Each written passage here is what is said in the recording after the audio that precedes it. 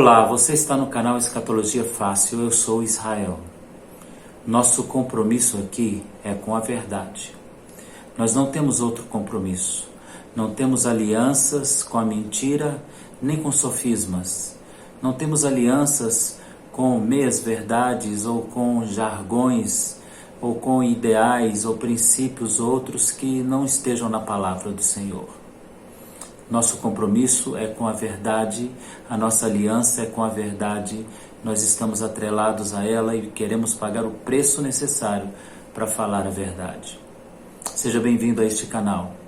Nós pedimos a você que se inscreva, deixe o seu comentário e participe com a gente, nos ajude a crescer nesse canal e divulgar a mensagem da volta do Senhor Jesus Cristo. Joseph Goebbels, o ministro da propaganda nazista, aquele que foi responsável por vender a imagem de um homem sábio e poderoso, de um homem que estava preparado para governar a Alemanha na pós-guerra, na pós-Primeira Guerra, e que vendeu na realidade a maior farsa do mundo, da história da humanidade. Ele disse: uma mentira pode ser dita tantas vezes que se tornará para alguns uma verdade. Você é daquele tipo que tudo que vê, divulga, tudo que recebe, divulga e não questiona, não pensa, não reflete? Você é daquele tipo que abre o seu Instagram, o seu WhatsApp, a sua caixa de mensagens e aparece uma mensagem que te assusta e você prontamente divulga? Então você precisa do nosso encontro hoje. Nós vamos falar sobre o poder dos símbolos e das imagens e o cuidado que temos que ter com isso. Me acompanhe, fique comigo até o fim, certamente você vai aprender alguma coisa grandiosa e importante para a sua vida.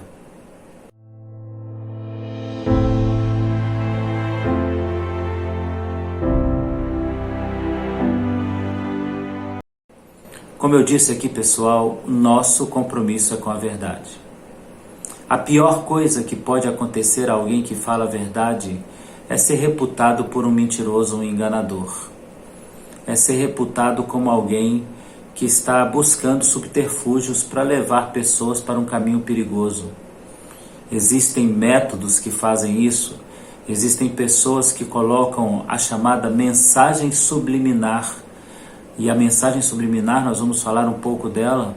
A mensagem subliminar que vai cativar inconscientemente. É uma mensagem colocada tão rápido e tão rapidamente precisa em meio a uma verdade ou em meio a uma história, que aquela situação, que aquela verdade ou que aquela intenção, aquela mensagem acaba sendo captada pelo seu consciente, passando primeiramente pelo seu inconsciente. E quando você percebe, você já foi dominado, hipnotizado, conduzido para uma mentira. E é terrível quando você é reputado como alguém que está com más intenções. Aqui neste canal nós não temos más intenções. Nós temos a intenção de pregar a verdade.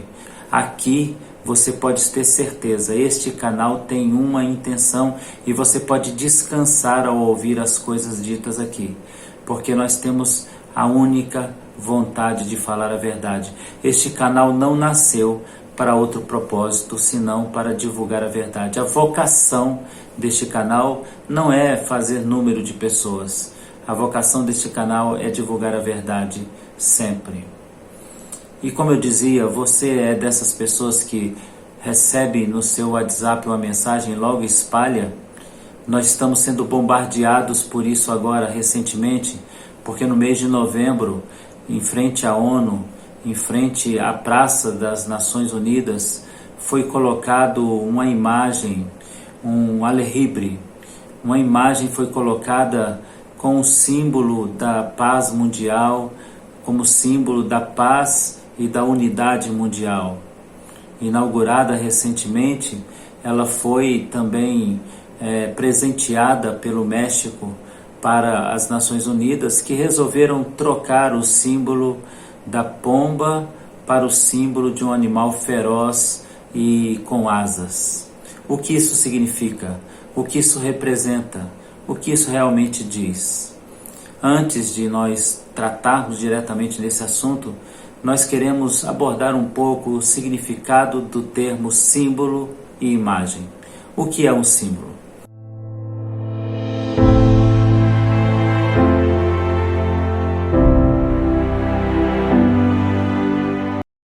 O símbolo é algo que substitui, é algo que retrata e é algo que substitui aquilo que está ausente. O símbolo, ele substitui o abstrato, aquilo que gostaríamos de mostrar, de falar, de demonstrar, mas como não conseguimos por ser abstrato, não ser concreto, não ser algo que a gente possa mostrar, então estabelecemos um símbolo para contar esse sentimento, para contar essa experiência, para retratar este abstrato que nós vivemos. Um símbolo é algo que substitui, ele é quase que um signo, porque o signo ele é a retratação de um sentimento, de uma emoção, e um símbolo pode se encaixar perfeitamente na ideia de signos, porque ele é a representação visível de algo que eu tenho dificuldade de falar e de demonstrar. Por que o ser humano precisa de um símbolo? Por que precisamos de uma imagem pictográfica, de uma pintura ou de uma imagem de escultura? Por que precisamos de um símbolo? Porque a humanidade cresceu e o aumento da humanidade, o crescimento da humanidade exige uma comunicação rápida.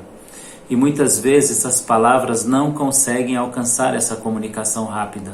Então, para serem alcançadas, os objetivos possam ser alcançados, as empresas e os meios de comunicação lançam mão dos símbolos, das imagens. Você olha uma imagem e você já encontra a referência viva, concreta daquela determinada imagem. Você vê determinado símbolo e você já lembra que é um banco, uma loja. Você vê uma determinada imagem, você já se lembra de uma determinada religião. Isso é uma comunicação rápida, necessária, que se faz necessária e que por causa dessa necessidade os símbolos então aparecem, as imagens também aparecem. Todas as religiões têm seus símbolos e suas imagens que passam esse sentimento abstrato, são signos, são símbolos do sentimento abstrato que não se consegue falar em palavras. São manifestações concretas de códigos emocionais que nós muitas vezes carregamos. No cristianismo, por exemplo, o primeiro símbolo do cristianismo foi um peixe. Um peixe simbolizava o evangelho, o cristianismo, porque Jesus disse: vos farei pescadores de homens. Então o símbolo foi um peixe. A partir do 4º século, esse símbolo foi transformado para uma cruz. E as pessoas então entendem a mensagem da cruz, a mensagem que está naquele símbolo, porque foi colocado de maneira concreta o que era abstrato. A carga de sentimentos, emoções e mensagens se transformou em um signo, em uma verdade, em um símbolo, e que as pessoas colocam como adereço em suas roupas, como colar em seu pescoço, como símbolo em sua Bíblia, porque estão falando de uma mensagem. As outras religiões também têm, como a estrela de Davi para os judeus, a menorá para os judeus, ou o símbolo da lua para os muçulmanos. O fato é que toda religião, todo grupo expressa esse signo da sua esperança e fé por meio de uma imagem, por meio de uma comunicação visual, que é muito mais rápida do que a comunicação verbal. Para eu verbalizar alguma coisa, eu preciso de tempo, e às vezes nem sempre tenho sucesso. Como disse Tiago em sua carta, o homem desliza em suas palavras. Mas quando nós mostramos uma imagem, já diz o ditado popular, uma imagem fala mais do que 1000 palavras. Então, por isso, o Senhor não colocou na Bíblia imagens, porque as imagens são sugestivas. Elas podem fazer você viajar no seu emocional e imaginar diversas coisas a partir de uma imagem. Antes, o Senhor escolheu palavras, letras, e não símbolos, e não imagens, porque elas têm o poder da representatividade urgente daquilo que se sente. Por isso o corpo de Moisés foi escondido e os anjos lutaram pelo corpo de Moisés. Você já imaginou o que seria para Israel ter o corpo de Moisés embalsamado e poder visitar o corpo de Moisés? Eles certamente se transformariam em um ídolo, em uma imagem de adoração, porque a imagem é a representação visível daquilo que está ausente, é a representação visível daquilo que é abstrato, e ela é uma mensagem de comunicação rápida, conquista rapidamente as pessoas e as mentes das pessoas.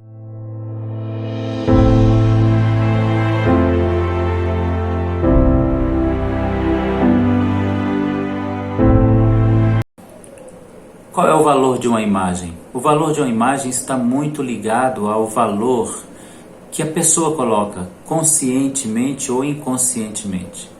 Se eu recebo uma determinada imagem e valorizo, ligo essa imagem a alguma coisa que eu amo, o valor dessa imagem é muito grande.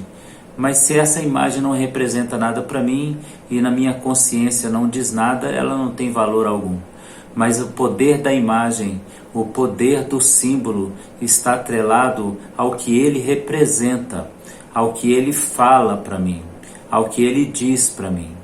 Por exemplo, quando nós olhamos a Arca da Aliança de Israel, isso fala conosco de um Deus poderoso, vivo. Para aqueles que creem em Deus, a Arca da Aliança é um símbolo poderoso. Mas para aqueles que não creem em Deus, a Arca da Aliança é mais um objeto.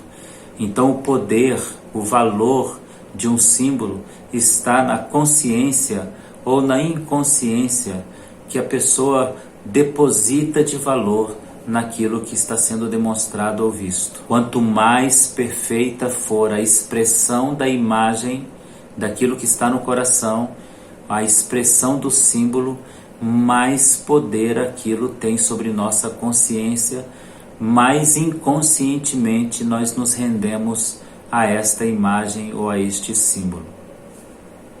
O que podemos dizer de um símbolo?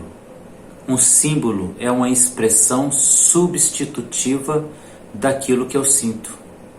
Um símbolo é uma expressão substitutiva de valores. Um símbolo é a expressão substitutiva de algo que eu prezo, que eu guardo, que eu carrego como algo muito importante. Um símbolo é algo de difícil explicação, mas que a pessoa tem fácil entendimento emocional com respeito a ele. Ao ver o símbolo, logo salta aos olhos e o coração sente, e atrai a mente e captura a mente para aquela imagem, para aquele símbolo, e a representatividade dele se torna muito grande. Lembrando da Alemanha nazista de Adolf Hitler, nós podemos ver a suástica, e quando olhamos para aquele símbolo, nós imaginamos toda a maldade, todo o mal que estava por detrás daquele símbolo maligno. E eles mesmos colocaram nos judeus uma estrela dentro dela, uma estrela de Davi, dentro dela escrita a palavra judeu. E quando olhamos aquelas imagens daquela estrela amarela costurada nas roupas dos judeus, vem sobre nós toda a carga de sofrimento e de perseguição que aqueles homens e mulheres e crianças sofreram injustamente. Então, a mensagem de uma imagem, a mensagem de um símbolo, ela é muito forte e muitas vezes consciente, mas muitas vezes também inconsciente, mas fala de algo que representa algo real para nós. Qual é o poder de um símbolo? Qual é o poder de uma imagem? Isso também está atrelado à minha confiança ou à minha ligação emocional nessa imagem.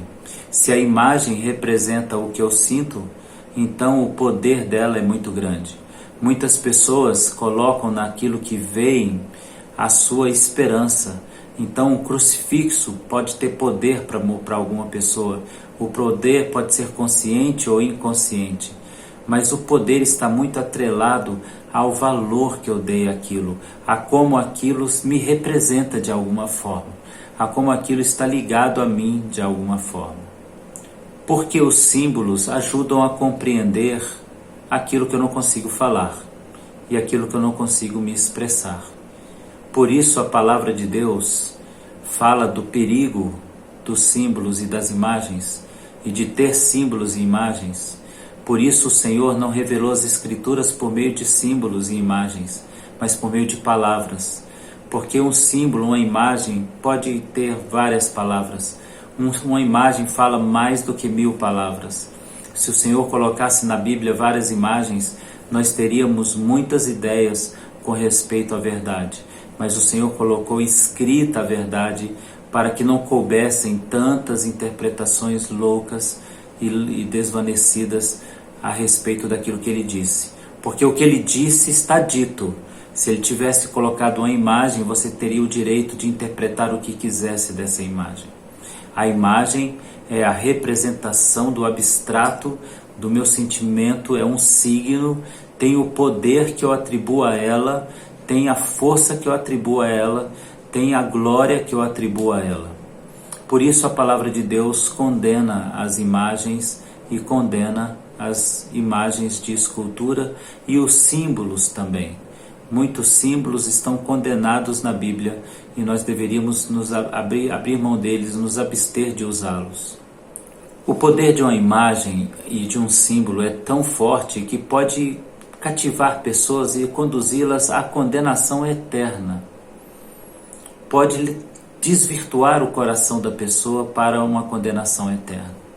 Por isso a palavra do nosso Deus diz no livro do Êxodo, no capítulo de número 20, vamos ler comigo, Êxodo capítulo 20, a partir do verso de número 1, nos diz assim: Então falou Deus todas essas palavras, não deu imagens. Eu sou o Senhor, teu Deus, que te tirei da terra do Egito, da casa da servidão. Não terás outros deuses diante de mim. Não farás para ti imagem de escultura, nem de semelhança alguma que há acima nos céus, nem embaixo na terra, nem nas águas debaixo da terra. Não adorarás, nem lhes dará culto, porque eu sou o Senhor, teu Deus, Deus zeloso, que visito a iniquidade dos pais nos filhos até a 3ª e 4ª geração daqueles que me aborrecem, diz o Senhor. Êxodo 20, de 1 a 5. Veja que a proibição do Senhor é: você não vai fazer imagem nem escultura.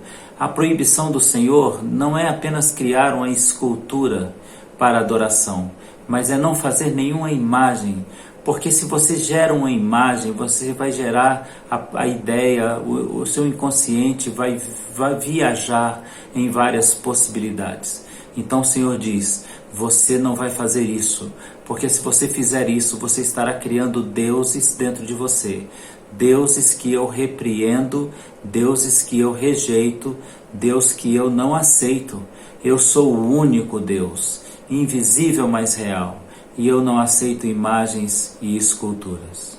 O que eu acho interessante em toda essa informação, e nós estamos falando disso hoje por causa de uma imagem que foi colocada em frente à praça da ONU em Nova York, agora recentemente em novembro, e que virou um bafafá, virou uma fofoca gospel.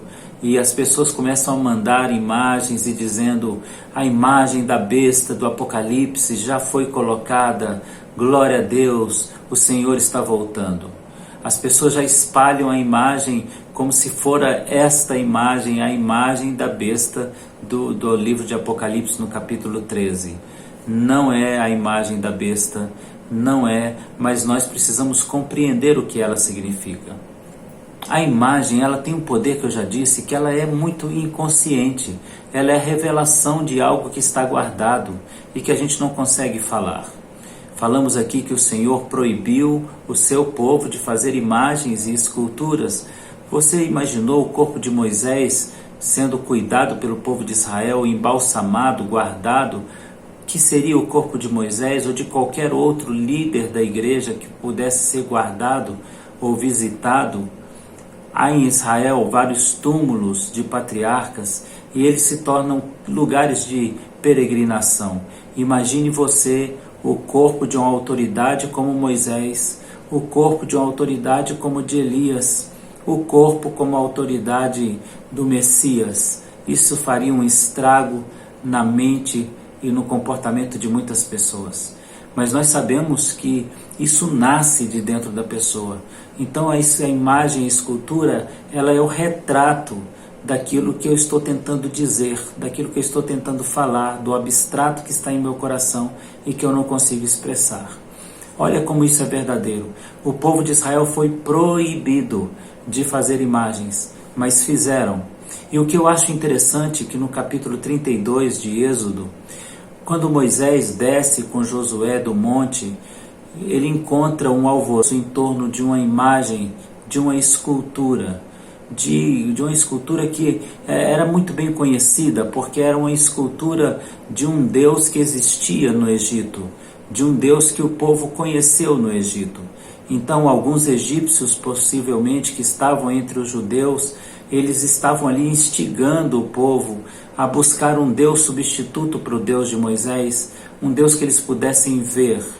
A resposta de Arão para a pergunta de Moisés, como você, meu irmão, foi fazer uma coisa dessas, foi muito interessante, porque é exatamente a resposta de Arão que mostra como uma imagem está falando de algo que está dentro de nós. Olha a resposta de Arão em Êxodo 32, no verso 24. Então ele lhes disse: quem tem ouro, tire-o, deram-mo, e eu lancei fogo, saiu este bezerro. Olha o que Arão está dizendo. Eu lancei o ouro no fogo e saiu esse bezerro. Como saiu esse bezerro? Isso não saiu, isso não apareceu do nada. Apareceu de uma mente já cauterizada, de uma mente convencida e conquistada, de uma mente onde o seu inconsciente está dizendo: um Deus no Egito pode fazer bem para você, um Deus do Egito pode ajudar vocês agora no deserto. Saiu de uma mente escrava de Arão, saiu de uma mente subserviente aos deuses do Egito, saiu de uma mente doentia, adoecida pela cultura pagã presente no Egito, pela imposição dessa cultura pagã. Você veja agora um breve lance de imagens mostrando o alexandre que foi colocado em frente à Praça das Nações Unidas.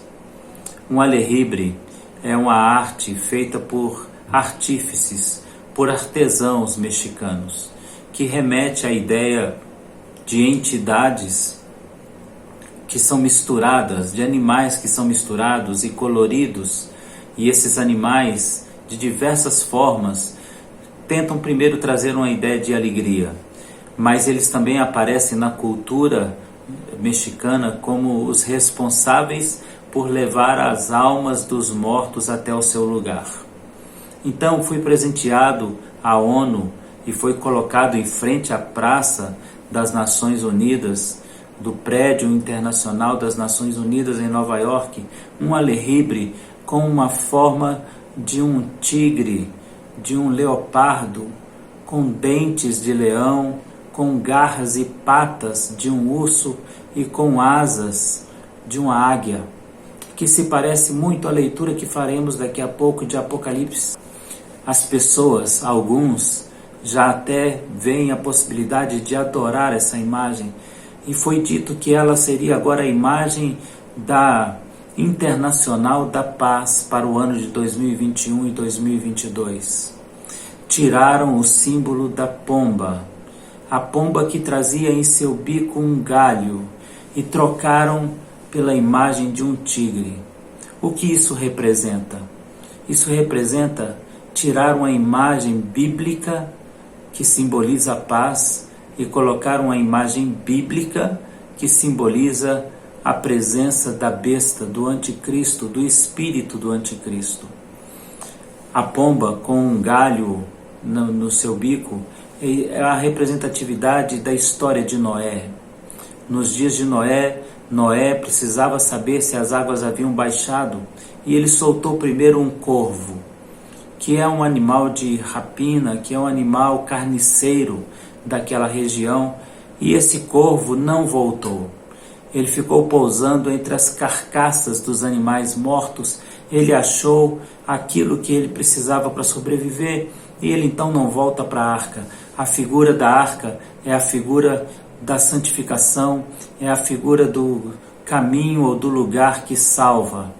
Aqueles que têm a natureza de urubus, de carniceiros, de corvos, eles são soltos da presença do Senhor, saem da igreja, saem da presença do Senhor, do caminho da salvação e não voltam porque encontram prazer na carniça, porque a sua natureza é uma natureza pecaminosa.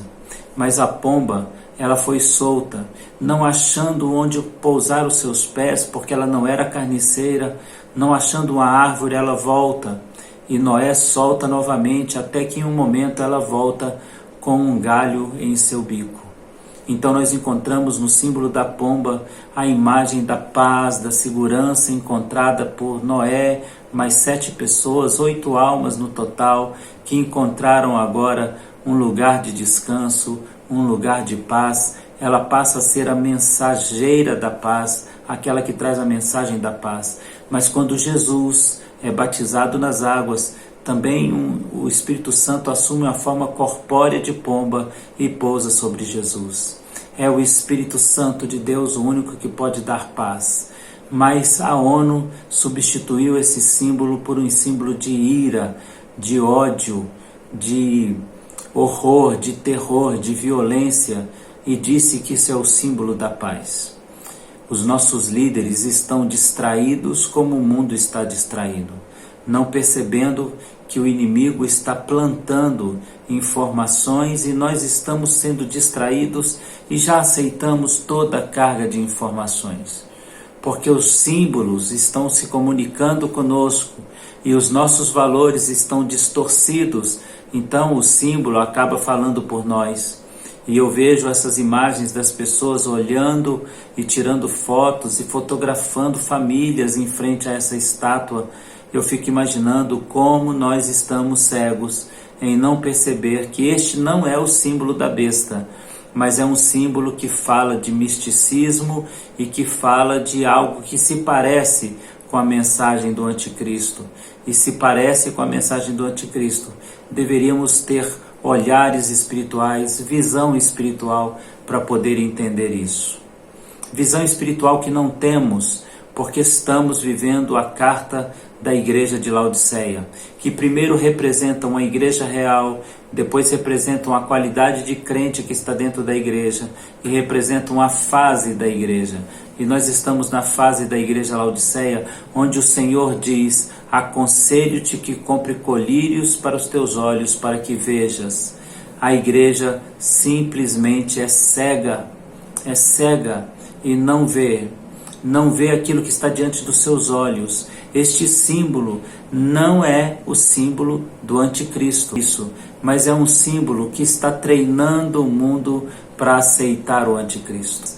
Como também tantos outros símbolos são usados e as pessoas sequer questionam.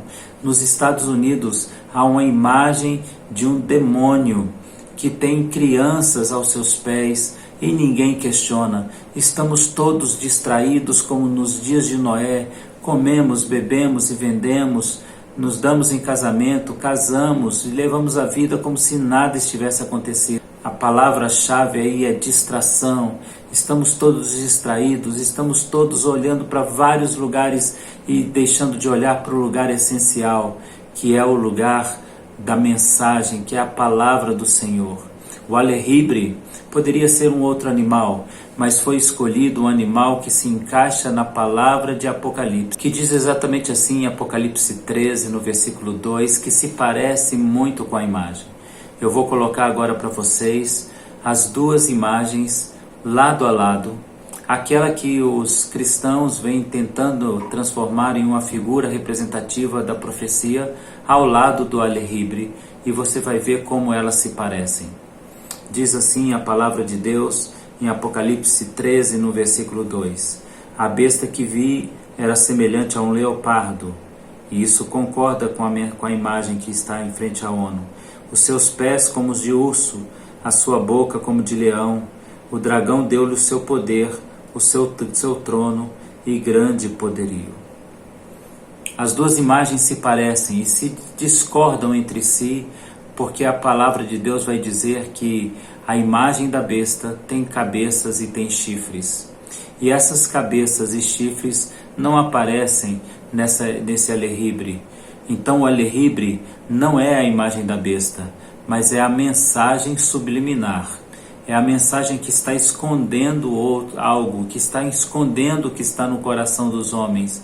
É a mensagem subliminar preparando, ensaiando a humanidade para aceitar facilmente a imagem da besta. Qual é a proposta da imagem da besta? É adorar o anticristo, é adorar aquele que vai se levantar contra Cristo. Essa é a imagem da besta proposta no livro de Apocalipse, que vai se parecer com a história de Nabucodonosor, de Misael, Ananias e Azarias. Essa imagem, essa história, esses dois textos deveriam ser observados hoje por nós, porque Ananias, Misael e Azarias tiveram a compreensão do que é a estátua de Nabucodonosor. A estátua que foi erguida para a honra do nome de Nabucodonosor, para que ele fosse adorado, foi acompanhada de uma grande festividade. Veja, o inimigo, o sedutor de todos os povos, ele usa subterfúgios para enganar as pessoas. Ele promove uma linda festa, uma coisa bela e bonita, mostrando simplicidade, mostrando apenas alegria, mas o que estava por detrás daquela situação era a adoração a alguém que não era Deus. Dobrar os seus joelhos diante de uma imagem, e isso era proibido pela palavra do Deus vivo. Agora nós encontramos Juan Rubén de la Fuente, que vai andar diante dessa imagem e apresentar essa imagem, e muitas pessoas vão olhar para uma pessoa renomada, um membro de uma cadeira cativa na ONU, e que é um grande homem, um homem muito inteligente, mas agora está sugerindo que não há problema nenhum naquela imagem. E para quem é cristão sabe que há um problema nessa imagem. Essa imagem está falando da aceitação de um substituto para a paz. Ninguém é substituto para a paz, principalmente alguém que se pareça com a imagem da besta do Apocalipse. Nós conhecemos a história que vai continuar no livro de Daniel, no capítulo 3. Nabucodonosor manda que os instrumentos sejam tocados, uma festa é promovida, as multidões se curvam. Misael, Ananias e Azarias dizem: não, eu não vou me curvar. A gente só se curva diante daquilo que fala conosco. A gente só se prostra diante daquilo que a imagem se comunica conosco. Percebe? A imagem de Nabucodonosor não significava nada para o coração de crentes tementes no Deus de Israel. Assim também não deveria significar para nenhum de nós qualquer imagem, mas a palavra de Deus diz em Apocalipse que a imagem da besta será adorada e venerada. Por que será adorada e venerada? Porque ela é um símbolo de uma humanidade distraída, é o símbolo de uma humanidade corrompida. Há um grande problema aqui. O alexíbre não é um símbolo que poderíamos dizer é a imagem da besta de Apocalipse capítulo 13. Mas ele é um símbolo que fala de uma comunidade, de uma sociedade que está cedendo a toda sorte de obras e ações de Satanás. Uma sociedade que já não se incomoda, uma sociedade corrompida como nos dias de Noé, como nos dias de Ló. Uma sociedade que não se incomoda mais com seu erro, não se incomoda mais com os seus símbolos. Os símbolos dessa sociedade são símbolos questionáveis. Nós estamos falando de uma sociedade que abraçou a nova era. O que é a nova era, pastor? A nova era é um movimento que ultrapassa os limites da religiosidade. Reúne religiões, sociedades secretas, grupos místicos e outros em torno de uma só ideia, da formação de uma nova ordem. E dentro dessa sociedade da nova era estão todos os símbolos de todas as religiões, gerando um ecumenismo de imagens, uma mistura de imagens. Imagens de demônios misturadas com imagens que representam o Deus vivo de Israel, com imagens místicas de povos hindus e outros povos. O que nós estamos vendo é aquilo que está profetizado nas Escrituras. O homem está se entregando, ao ponto de que as imagens que ele vê se comunicam com ele e ele já não se incomoda mais com essas imagens, porque o seu coração se parece com essas imagens. É o que a gente pode ver nas caveiras que estão nas roupas das pessoas, que no princípio foram usadas por grupos radicais na Inglaterra e na Europa para mostrar uma revolta, para chocar as pessoas. Mas hoje as pessoas não se chocam, não mais se sentem incomodadas com nada. É a igreja de Laodiceia, é a igreja que precisa de colírio para ver melhor as coisas que estão ao seu redor. Sabe, querido, eu gostaria muito que você entendesse essa grande verdade. Estamos vivendo um ensaio. A palavra para festa em hebraico tem outro significado além de celebração, tem o significado de ensaio. Então, olha só, as festas bíblicas, como o Pêssar, como a festa das trombetas, são ensaios para a vinda do Messias e para a volta do Messias. Quando Jesus morre durante a festa da Páscoa, ressuscita na festa dos Asmos e ele derrama do seu Espírito na festa do Pentecostes, há uma mensagem do Senhor aí. Ele está dizendo que essas festas, elas são um ensaio para a vinda do Senhor. Então veja, todo símbolo, toda imagem traz uma representatividade. Cuidado com o símbolo que você está colocando no seu peito, cuidado com o símbolo que você está tatuando no seu braço, cuidado com a foto que você tira todo exaltado ao lado de um símbolo que fala de paganismo e de mundanismo. Os nossos líderes estão perdidos, os nossos líderes espirituais estão cegos e os nossos membros de igreja estão sem direção. São como ovelhas sem pastor.